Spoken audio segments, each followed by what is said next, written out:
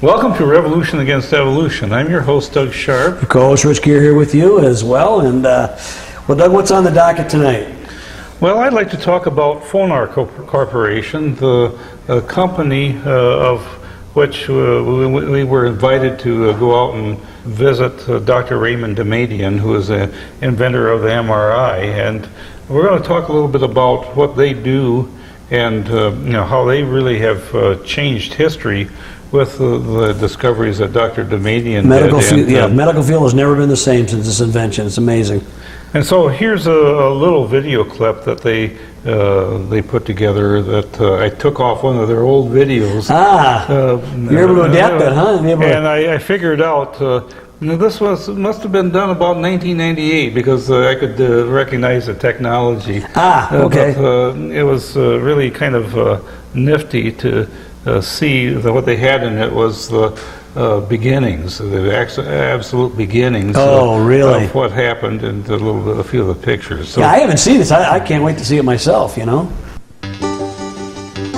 It's 1977 at Downstate Medical Center in Brooklyn, New York, today known as the State University of New York Health Sciences Center in Brooklyn. Dr. Raymond V. Damadian, then a faculty member, and his two graduate assistants, Larry Minkoff and Michael Goldsmith, has spent a year of nearly round-the-clock work in a stark university laboratory, building a machine that would, they hoped, scan the human body using the principle of nuclear magnetic resonance. Not only something never attempted before, but something never even thought of before. They called the machine Indomitable. For Dr. Damadian, it was an all-out attempt to realize a dream, born out of his work done several years before on the NMR relaxations of normal and malignant tissues. But would Indomitable ever work? This tremendous effort, punctuated with frustrations, disappointments, and financial difficulties, would it ever pay off? It did. At 4:45 a.m. on the morning of July 3rd, 1977, Indomitable produced the world's first MR image, a cross-sectional view of Larry Minkoff's chest. The scan took nearly 5 hours to complete. The MRI industry was born. Today, thanks to the work of Dr. Damadian, MRI has become the premier diagnostic imaging modality. Thousands of MR scanners around the world are helping millions of people without invasive procedures and without X-rays. So anyway, I think that it's going to be a lot of fun to review some of the things that we learned with Dr. Damadian about the processes that he's currently working on, and the company that he's working with is called FONAR, and they actually had two different MRIs in the facility that we visited. We had a chance to go through the inner workings of the corporation. FONAR, right? That stands for what? Do you remember? I'm glad you asked me. Yeah, I would. This is what I set him up for this. I have no idea.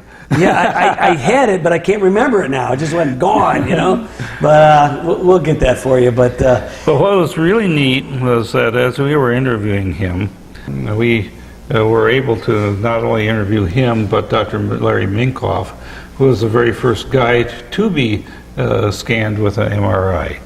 And if you want the whole story about how that happened, view our interview number 3 that we have in our list here, because we sort of got two different stories on this, Yeah.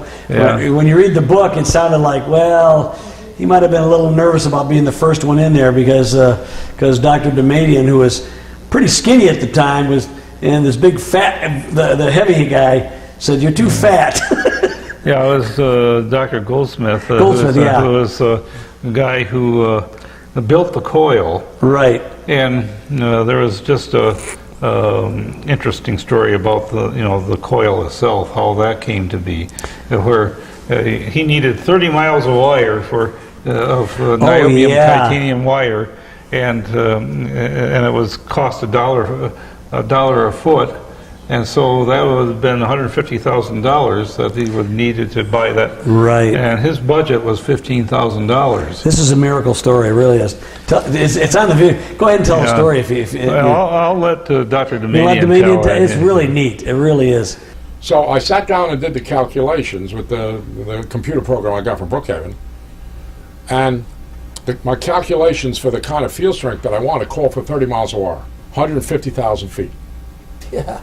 Okay? And I said, uh-oh, we got a problem. And well, what was the problem? Well, when I priced out the wire, it's $1 a foot. So the wire was going to cost me $150,000, but all I had in my budget was $15,000.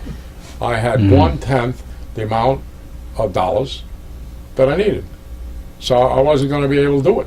And I was hoping that, well, okay, I'll have to go out and make some grant proposals and get some people to invest money in this project, etc., in order to get the R&D development funds to try to build this human magnet.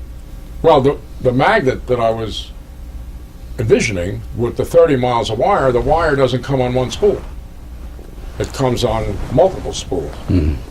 And in order to make this work then, I was going to have to take one length of wire and then take another spool and join it, and take another spool and join it in order to get the 30 miles of wire. So one of the things I realized right away was when I made the joint, I had to be careful to preserve the superconductivity of the wire, because when I made the joint, I could inject a resistance into that joint, and then I'd lose the superconductivity, and then I wouldn't be able to put 1,000 amperes in, and so it would undo the whole thing. So I said, all right, well, I'm going to have to learn how to make those joints so that I can make those joints superconducting. So I said, well, I know what I'll do. I'll call my buddy, the sales engineer at Westinghouse, that we have bought the smaller magnets from, and ask him to teach me how to make the joints until I can figure out how to get the money to buy the wire. So I called up, his name was Steve Lane. I said, Steve, I said, can you teach me how to make superconducting joints with the niobium NBTI wire that we get from you guys? He says, wait a minute, Damadian, what are you doing? Are you going into competition with Westinghouse? And you want me to teach you how to do that? I said, no, Steve. I said, no. I said, I'm trying to make a magnet big enough to put a human being into it so I can do an NMR scan of this live human being. So he says to me, no, it's good, you level with me, Damadian. I'll share something with you that nobody knows. Westinghouse has decided to go out of business of making superconducting magnets, which they have been making for 10 years. And I have about 30 miles of wire in my warehouse I will let you have for 10 cents on a dollar. I couldn't believe what he was telling me. Oh, that's incredible. At the very instant I need the wire, he's got it in his warehouse and he will let me have it at 10 cents on a dollar. Exactly the money you had. I said, I just couldn't believe what was happening. At the very instant, he's going to go out. At the very instant, he's going to not only is going to let me have the wire, but he's going to go out of business and let me have all his wire. As you can see, Dr. Damadian was really a fun guy to interview and talk to. He's 80 years old, but he's still head of the corporation, and he's still pretty active guy. And very vibrant. About the only concession to age. Yeah, he's gotten a little gray hair, and he's a little hard of hearing. Yeah, right. But outside of that, this man is dynamic. He just turned 80 in March of this year, 2016. Yeah. Right. And he really and it was amazing that, because Doug, didn't they call you up to come out there? Yeah. The story about that is that he's got a new book called The Gifted Mind. Good book, by the way. And Master Books is the publisher of this particular book, and is also publisher of the book that we have called Persuaded by the Evidence, in which Dr. Damadian's testimony is in a short form in that particular book. I got a call from Katie Gum, I guess her name is, from Master Books, saying that because of this book, she'd like us to go out and do an interview. Well, I said, at first what we were going to do is try to set it up as a like a Skype or something remote, like that, a remote interview. And I decided, well, you know, New York really isn't that far to travel to. No. Well, why don't we just go out and visit them? And so we made arrangements to do that. This has sort of been in the works for about 6 months, actually. Yeah, and the thing about it was, I told Doug 6 months ago, yeah, I should be able to do it. I've been working where I work at. I have a big project, a big painting. It's taken an inordinate amount of time, and I still wasn't done with the project when we were ready to go out there. This was a couple weeks ago now. 3 weeks, what is it, 3 weeks ago? 2 weeks ago. 2 weeks ago.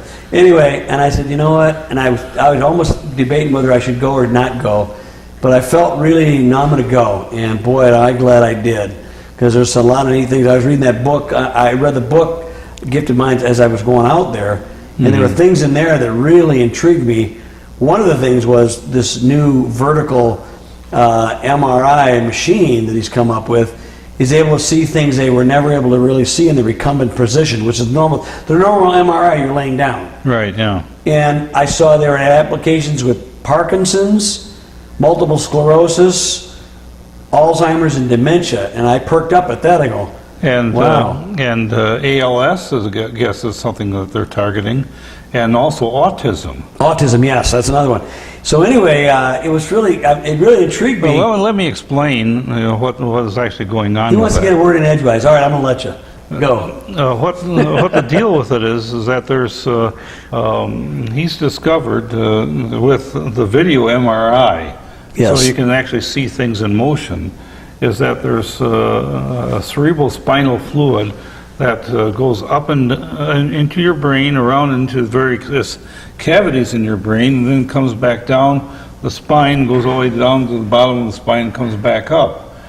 And he has discovered that if that is blocked by a cervical, in the cervical area. The topmost bone that connects your spinal cord to the skull area, that very top one. He's discovered that the blockage of that is what's causing lesions to, form in the brain because of that spinal fluid backs up. Yeah, it seems like there's a blockage there, and over time, the weakness is probably in the casing around your brain. It begins to, it flows out, and at Right. the end of the where the fluid is hitting the brain, it forms lesions, causing Parkinson's and some of these other diseases. Right, possibly, he thinks this may actually be the cause of Parkinson's. And there's got to be more research done on it. But tell him about the Jim McMahon thing. That is a neat story. Well, there is a great story about that. Jim McMahon, I guess, had a concussion. He's the Chicago Bears. Well, he's a pro football quarterback, led the Bears to the Super Bowl and won in 1985, I believe. Mm-hmm. And but he came to Dr. Damadian, and he was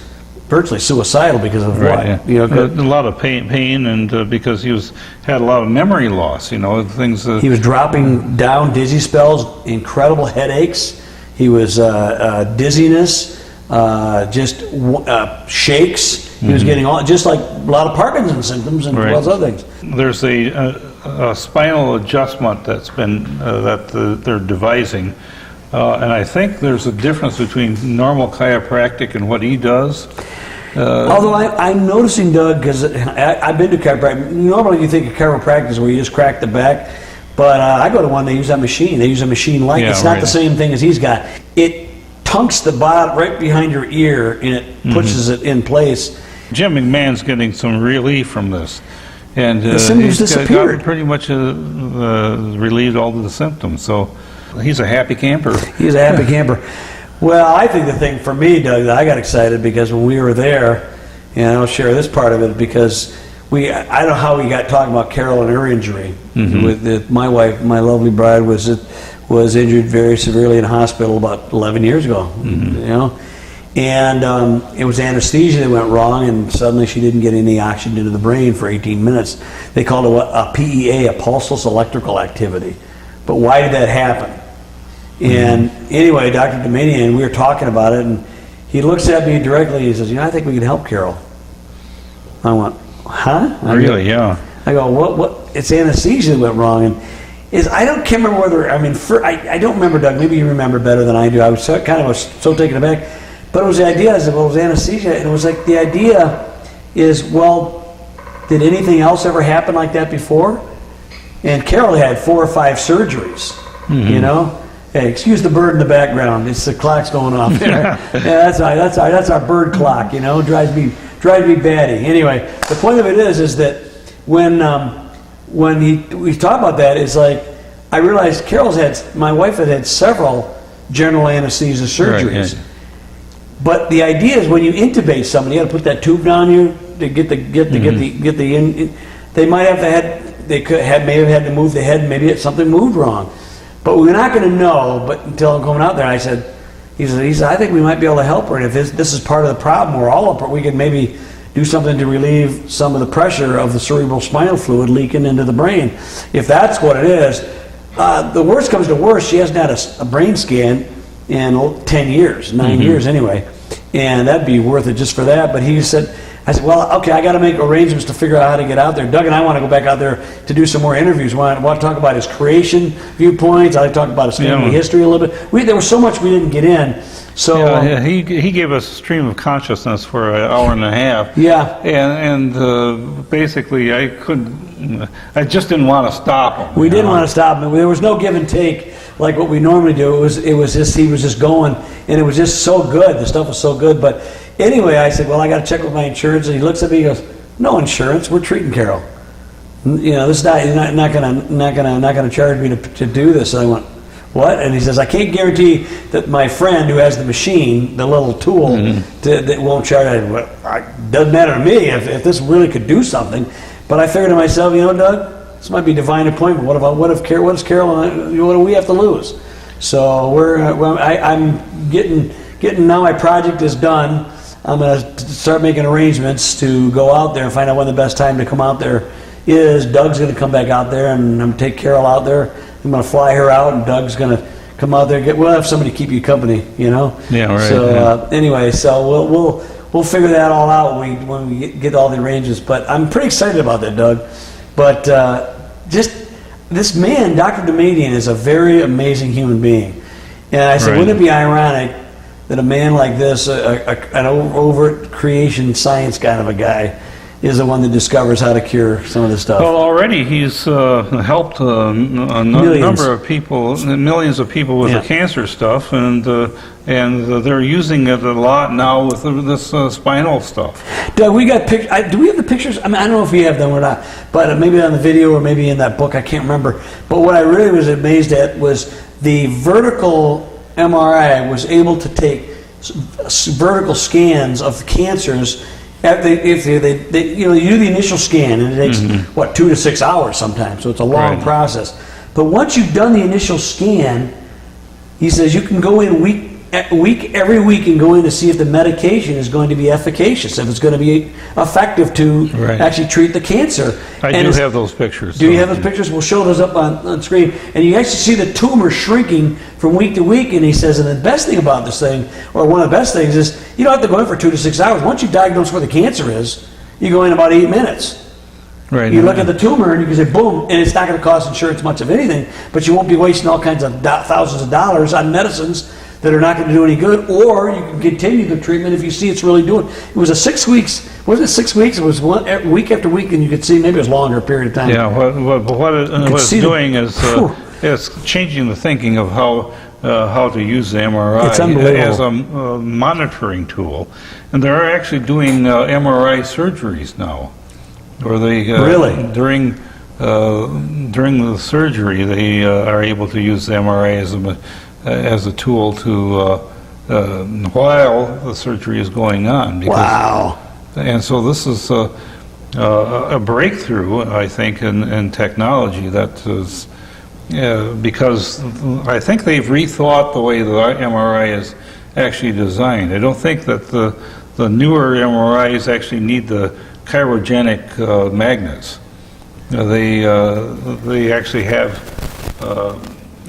Because they've redesigned the way the magnets work and now fine-tuned all that piece of it, his competitors are still using the chirogenic, the old stuff. Yeah. But his research has come up with this brand new MRI so that you can do it in any position.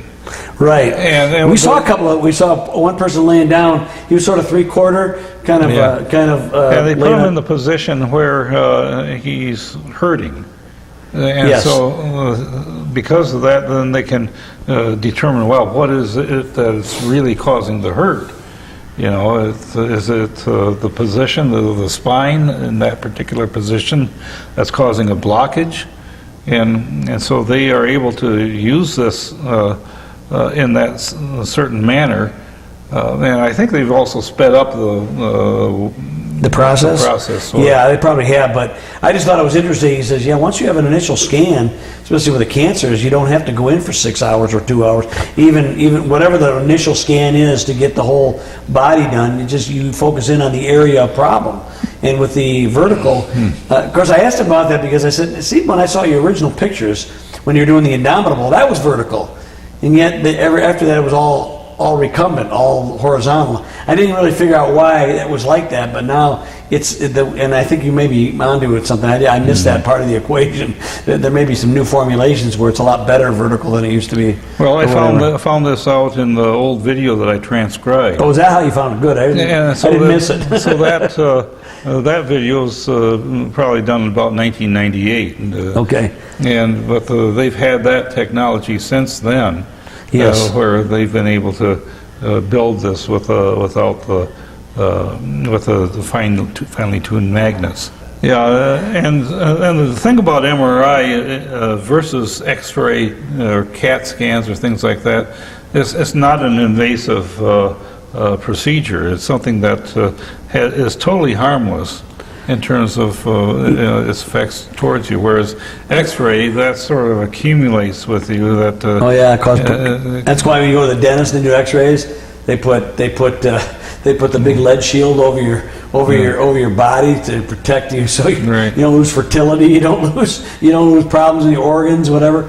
But because X-rays can't do that. But X-rays, Doug, they aren't able really to see soft tissue very effectively. Right, yeah. And MRIs do everything. You can see soft tissue, hard tissue. And what it does is that it pings the atom with a frequency. Right. And the atom... The nucleus. The nucleus of the atom responds with a signal of its own.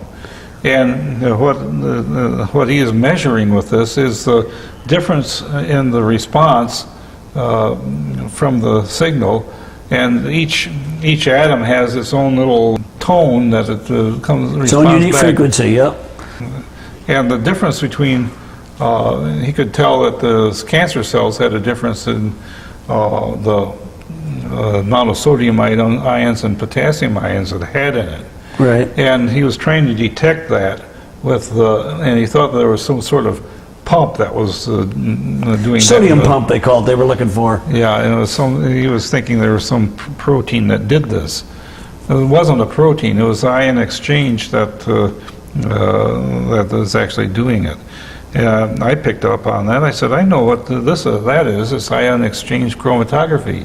Oh. And he would know that. That's something that I actually had done in the laboratory. And is that right? I didn't know you actually did that. Yeah, okay. Yeah, it was actually as part of the experiment I did in high school and college. Oh, is that right? Yeah. I know you were a big chemistry guy back in the day. Yeah. And so when we did the NMR and found out that MRI that's what it's derived from, I said I recognize this process. You used to use that in chemistry. Yeah. And so it was fun to be able to talk to him about that because we're talking the same language. Yeah. To me, it was still a foreign language, but that's okay. Driving through the Bronx is an experience in of itself. It was, but I enjoyed every bit of it. We had a good conversation. Plus, I was able to read the book on the way out there. I learned so much about the other stuff that was going on. It was fascinating stuff to read about. And then hopefully, Doug, when we go back, we can talk about how his dad escaped the Armenian genocide and how he got to the United States. Now Dr. Damadian did what he did, some of the stuff he went on with, maybe a little bit more with his discovery. But also I'd like to talk about his creation thing. Because Doug, that was a big deal. that was a big deal for Dr. Damadian. Really deserved the Nobel Prize. Yeah, no doubt about it. No doubt about it. And it's come out. Obviously, we did a show with Dr. Birdman. I did a little interview with him. He's written a book and it's coming out. What did you remember the name of the book?